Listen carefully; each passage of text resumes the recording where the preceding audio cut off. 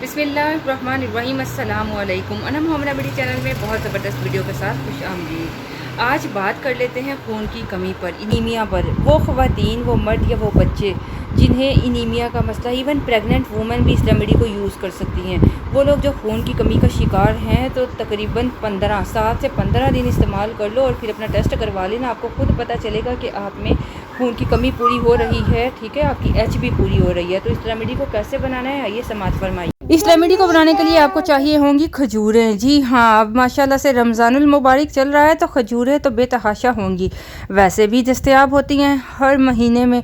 तो आपको लानी है खजूरें, बल्कि लाने की ज़रूरत ही नहीं। खजूरों को आप उसे काटो, उसमें से गुठली निकालो और उसकी गुठली की जगह उसमें भर दीजिए सफ़ेद तिल। जी हाँ, चाहे प्रेग्नेंट वुमेन है जिन्हें खून की कमी हो गई है, बच्चे हैं, बड़े बूढ़े जो भी हैं, सिवाय वो जो डायबिटिक पेशेंट है उन्हें खजूर ना दीजिएगा अगर इससे शुगर का मसला है तो, ठीक है।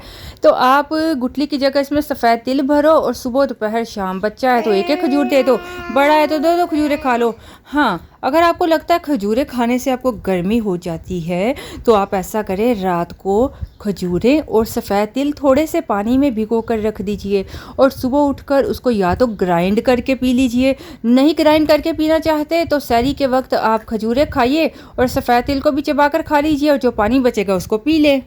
अगर सहरी टाइम खाना भूल जाएं तो कोई परेशानी की बात नहीं, अफ्तारी के वक्त इसको ग्राइंड करके अफ्तारी इसी से कीजिए। इससे आपको ताकत भी मिलेगी और यकीन मानिए एचबी भी पूरी होगी। आप एचबी का टेस्ट करवा लो और खजूरों को खाइए। आने के 1 माह बाद फिर से टेस्ट करवाइए।